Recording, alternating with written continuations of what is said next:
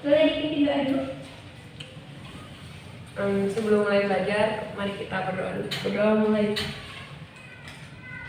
Sudah selesai. Oke, hari ini apakah hadir semua? Hadir ya, tidak ada yang tidak masuk.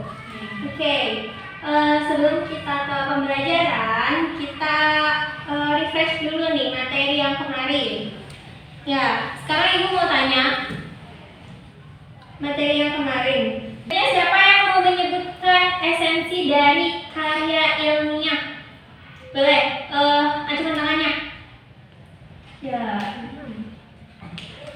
Iya boleh. Ya boleh gini nak. Yang sistematis, Ya. logis, Ya. objektif, dan faktual. Oke, bagus sekali. Aja coba fungsi dari karya ilmiah. 1. Sebagai bahan rujukan untuk berbagai kepentingan dan kegiatan ilmiah seperti seminar dan penelitian lainnya. 2. Sarana edukasi untuk menyebarkan kebenaran-kebenaran ilmu tertentu. 3. Sarana diseminasi atau penyebaran ilmu. Seseorang atau kelompok masyarakat tertentu akan lebih luas wawasan dan keilmuannya dengan membaca karya tulisnya. Ya, oke, bagus. Ya, tepuk tangan untuk Luna. Ya, tadi ya kemarin itu kita mempelajari tentang merencanakan karya ilmiah. Ya, yang kemarin yang sudah dipelajari itu ada esensi dari karya ilmiah, kemudian tujuan dari penulisan karya ilmiah dan juga fungsi. Nah, hari ini kita masih mempelajari tentang karya ilmiah, yaitu sistematika dan juga kebahasaan karya ilmiah dan juga mengonstruksikan karya ilmiah. Oke, sebelum kita ke materi, kita ice breaking dulu ya. Oke, cluenya itu saya bilang, kalau misalnya ibu bilang, saya bilang pegang kepala dan kalian pegang kepala. Tapi kalau misalnya ibu bilang pegang kepala dan kalian nggak pegang kepala, karena kuncinya saya bilang. Oke, ya maksudnya ya. Saya bilang hidung, saya bilang pegang bibir, saya bilang pegang bibir, pegang dagu. Iya benar. Oke, dapetin. Oke, ya. Ini materi yang hari ini kita belajar merancang karya ilmiah. Nah, di sini ada tujuan pembelajaran. Setelah mengikuti proses pembelajaran, peserta didik diharapkan dapat 1. Siswa dapat menjelaskan apa yang dimaksud dengan karya ilmiah. Yang kedua, siswa dapat mengetahui sistematika dan kebahasaan dalam karya ilmiah. Yang ketiga, siswa dapat mengonstruksikan sebuah karya ilmiah sesuai dengan sistematika dan kebahasaan dalam karya ilmiah. Karya ilmiah adalah merupakan karya tulis yang berisi informasi tentang fenomena atau peristiwa yang terjadi. Fenomena atau peristiwa tersebut ditulis sesuai dengan keadaan dan sesuai dengan kenyataan. Jadi fakta bukan fiksi. Nah, sebagai contoh karya ilmiah itu tentang pendidikan dan juga teknologi, pengetahuan dan teknologi, pendidikan, sosial, kemudian budaya masyarakat dan juga lain sebagainya. Nah, di sini ada bentuk-bentuk karya ilmiah. Jadi karya ilmiah itu memiliki berbagai bentuk dalam penyajiannya, dan setiap bentuk itu memiliki isi atau kelengkapan yang berbeda-beda strukturnya. Nah, di sini ada 3 bentuk karya ilmiah. Yang pertama itu ada bentuk populer. Bentuk populer itu disebut juga karya ilmiah populer. Bentuknya itu mana suka, umumnya dijumpai di media massa. Jadi karya ilmiah populer itu biasanya ada di koran, ada di majalah. Jadi bentuknya itu kayak artikel. Dan yang kedua itu ada bentuk semi formal. Nah, semi formal itu bagian-bagiannya ada halaman judul atau cover, terus kata pengantar, daftar isi, pendahuluan, pembahasan, simpulan, dan juga daftar pustaka. Nah, contoh dari semi formal ini apa? Jadi ada yang tahu? Iya betul, makalah. Tepuk tangan dong buat Jimen. Nih ya, yang mau jawab pertanyaannya nih. Oke, terus yang ketiga itu ada bentuk formal. Bentuk formal itu disusun untuk memenuhi unsur-unsur kelengkapan akademis. Contohnya itu kayak skripsi, tesis, atau disertasi. Nah, kalau misalnya bagian-bagiannya ini, selanjutnya ada sistematika penulisan karya ilmiah. Yang pertama itu ada halaman judul atau cover. Yang kedua itu ada pendahuluan. Nah, pendahuluan itu isinya itu ada latar belakang, kemudian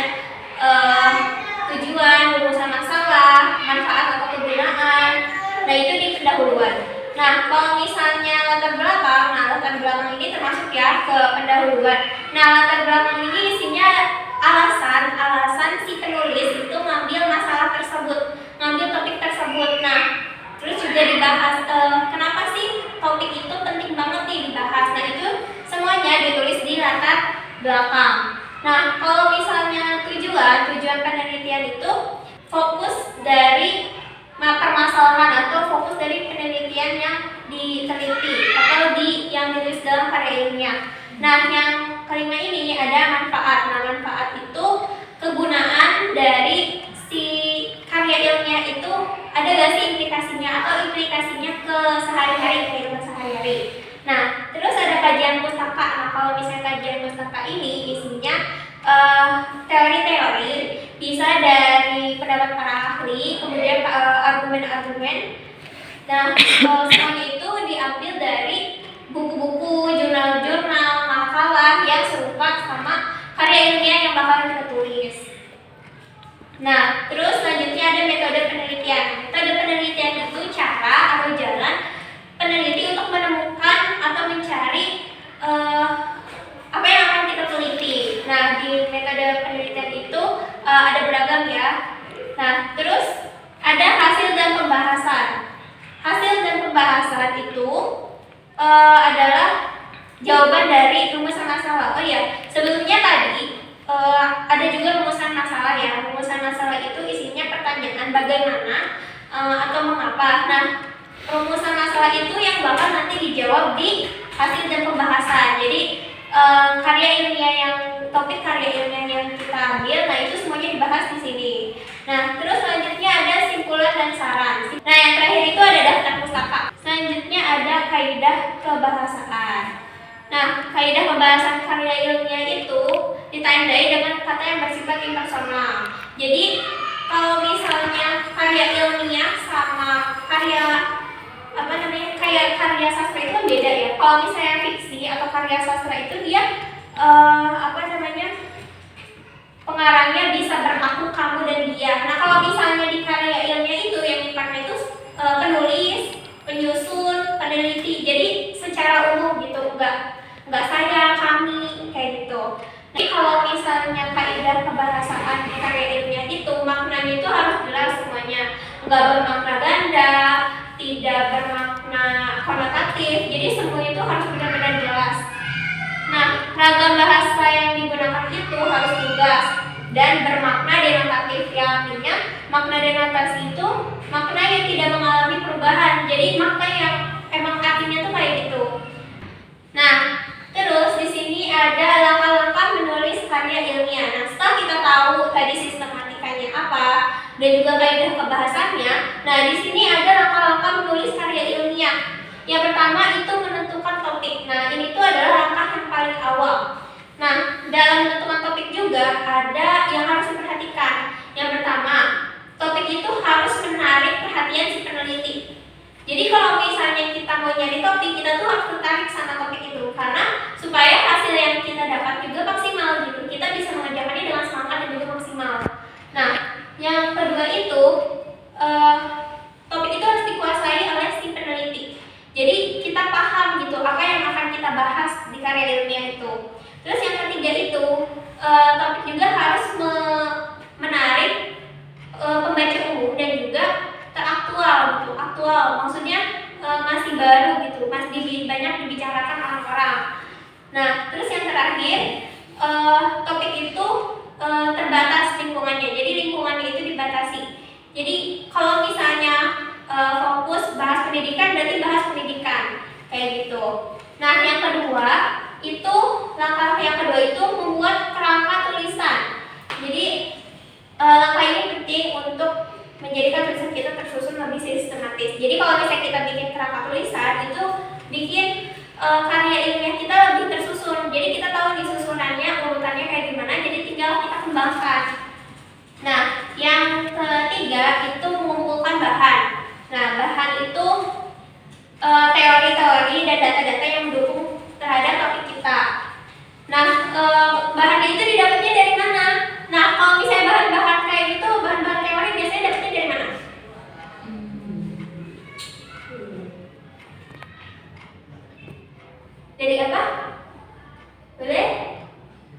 bahan-bahannya dari mana? Bahan-bahan teori itu biasanya dari mana? Iya betul, dari buku. Ya bisa dari buku, dari jurnal-jurnal ya bahan-bahannya. Nah, dari internet dan juga sumber-sumber lainnya. Dan yang terakhir itu ada pengembangan kerangka menjadi teks utuh dan lengkap. Jadi kan tadi sudah dibuat kerangkanya. Nah, setelah itu kerangka itu dikembangkan lagi dan juga menjadi teks yang utuh dan lengkap. Ditambahkan semua pembahasan-pembahasannya, materi-materinya, teori-teorinya. Nah, itu semuanya di pengembangan kerangka menjadi teks yang utuh dan lengkap. Oke. Materinya sudah cukup. Nah, selanjutnya kalian akan ibu tugaskan untuk berdiskusi ya. Bagian kelompoknya mau seperti apa? Ibu yang pilih. Oke, mau ibu yang pilih? Ibu yang pilih aja. Oke, berarti Ratu sama Bunga, Jihan sama Direk. Ya usah makin.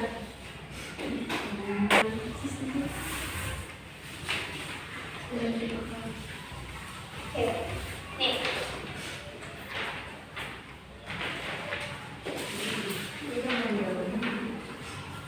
Nah, di situ ada judukan ya. Nah, kalian jawab yang nomor 1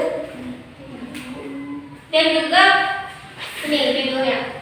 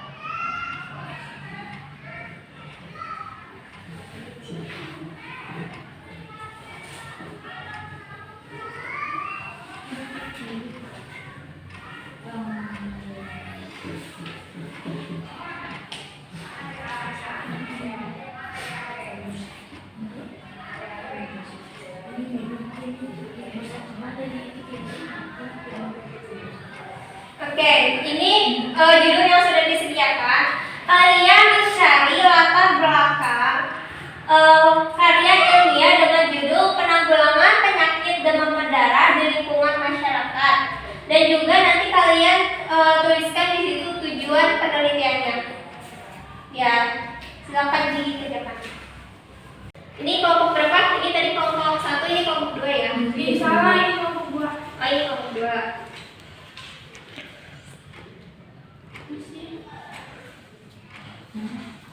Ini kelompok 1 berarti. Ini masih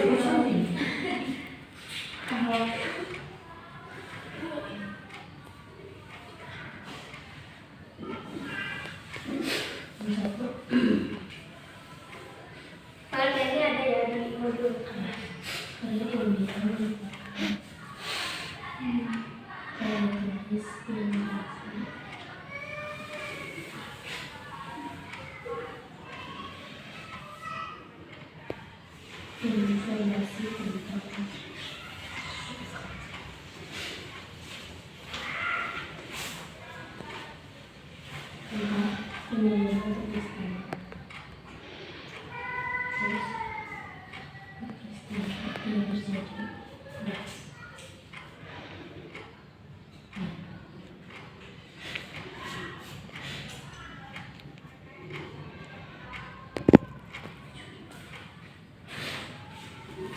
Kalau misalnya ada yang bingung boleh ditanyain.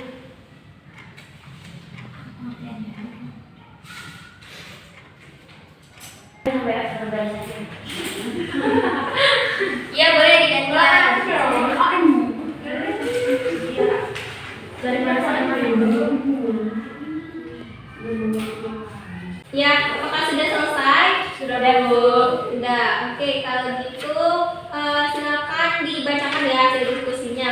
Boleh dimulai dari kelompok 1 dulu. Karya ilmiah merupakan karya tulis yang berisi informasi tentang fenomena atau peristiwa yang terjadi. Karya ilmiah juga adalah karya tulis yang dibuat untuk memecahkan suatu permasalahan dengan landasan teori dalam metode-metode ilmiah. Oke, yang kedua boleh judulnya. Yang kedua, judulnya penanggulangan penyakit demam berdarah di lingkungan masyarakat. Buatlah latar belakang dan tujuan. Latar belakangnya yang pertama, karena melepasnya atau meluasnya yang mendiami genangan air yang dipakai. Yang kedua, juga banyak baju kotor yang menumpuk menjadikan nyamuk senang dan menyebar luas. Tujuannya yang pertama untuk mengetahui upaya penanggulangan demam berdarah yang merebak di masyarakat. Yang kedua diharapkan dapat efektif menanggulangi atau mencegah demam berdarah di masyarakat. Ya, betul. Bukan selanjutnya di hasil dari nomor 2. Nomor 1, karya ilmiah merupakan karya tulis yang berisi informasi tentang fenomena atau peristiwa yang terjadi. Yang kedua, DBD merupakan penyakit infeksi yang disebabkan oleh virus dengue yang ditularkan melalui gigitan nyamuk yang tersebar di luas rumah-rumah dan tempat umum di seluruh wilayah Indonesia. Tujuan judul dari penanggulangan penyakit demam berdarah di masyarakat adalah untuk memberikan informasi kepada masyarakat tentang bahaya bahayanya penyakit demam berdarah. Ya, oke, kasih tepuk tangan untuk nomor 2. Oke. Boleh kameranya dikumpulkan lagi? Dibahas jawabannya. Ya. Sebelumnya ada yang mau ditanyain nggak dari materinya? Tentang materinya? Cukup ya, udah paham berarti ya? Berarti boleh dong ibu yang nanya? Oke. Tadi apa saja sih bentuk-bentuk dari karya ilmiah? Bentuk-bentuk dari karya ilmiah apa aja? Ya, boleh Mas. Bentuk populer, bentuk semi formal, dan bentuk formal. Iya, bagus. Oke, ini pelarian ya. Oke. Tadi kan Bunga dijelasin poin-poinnya ya. Siapa yang mau ngejelasin penjelasannya? Kalau lagi Oke, boleh.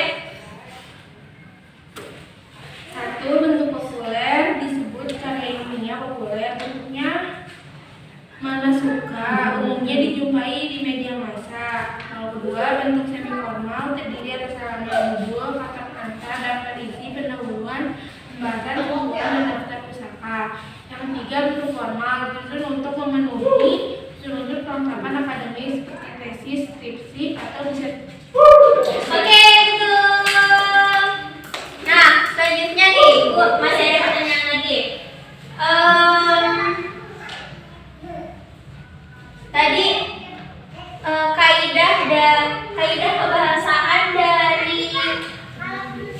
kaidah pembahasaan dari karya ilmiah. Siapa yang menjawab? Yo.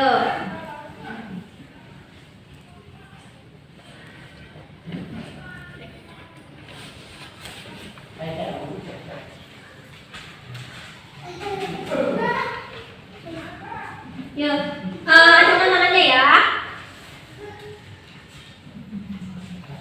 Kalau gitu, Oke, Bunga. yang satu, karya ilmiah memerlukan kebebasan dalam pembahasannya. Yang kedua, karya ilmiah menghindari penggunaan kata dan kalimat yang bersifat ganda.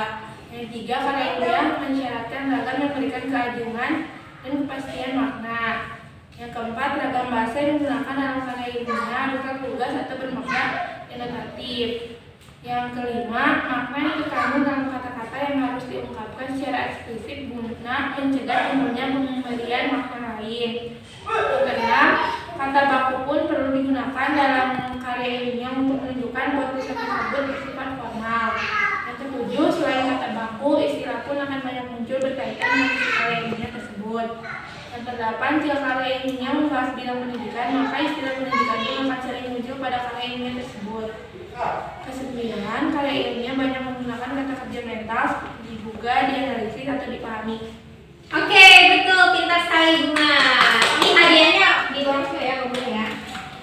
Oke, selanjutnya nih buat yang belum bersuara nih ya, boleh nih. Siapa yang mau menyimpulkan materi kita hari ini? Yuk, angkat tangannya. Yuk, boleh, angkat tangannya. Stop. Ya, kesimpulan materi tadi. Apa yang kalian dapat? Apa yang kalian simpulkan? Karya ilmiah merupakan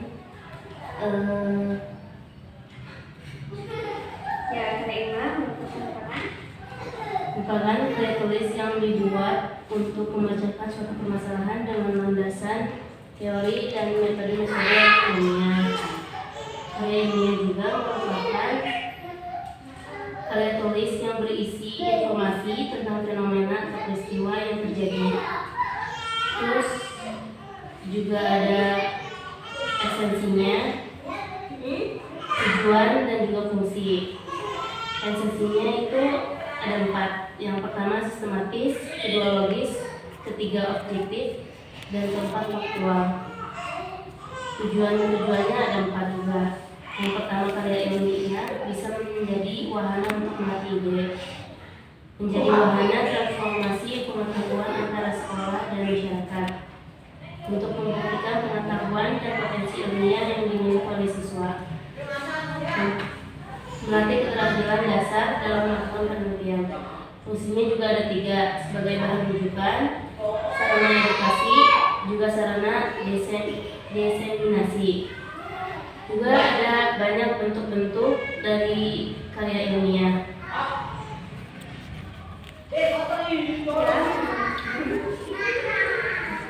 Bentuk-bentuknya adalah populer, semi formal, dan juga formal. Oke, udah cukup? Cukup, oke, terima kasih Reni. Hadiahnya ya. Oke, ya terima kasih ya buat yang sudah memberikan kesimpulan.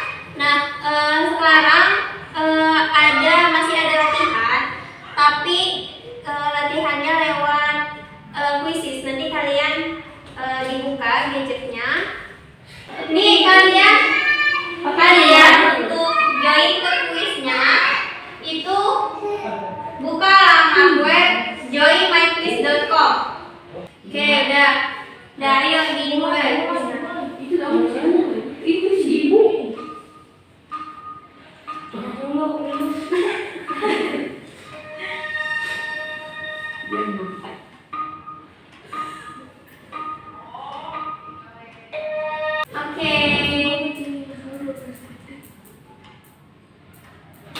Oke, materi kita hari ini selesai. Jadi hari ini materi merancang karya ilmiah sudah selesai. Minggu depan kalian akan mempelajari mengenai menilai karya melalui resensi. Silakan kalian pelajari, baca-baca terlebih dahulu di rumah. Jika ada pertanyaan, silakan kalian tanyakan di pertemuan minggu depan. Oke, terima kasih semuanya atas partisipasinya. Ketua kelas boleh ditutup, silakan dipimpin doa. Sebelum mulai belajar kali ini, mari kita berdoa.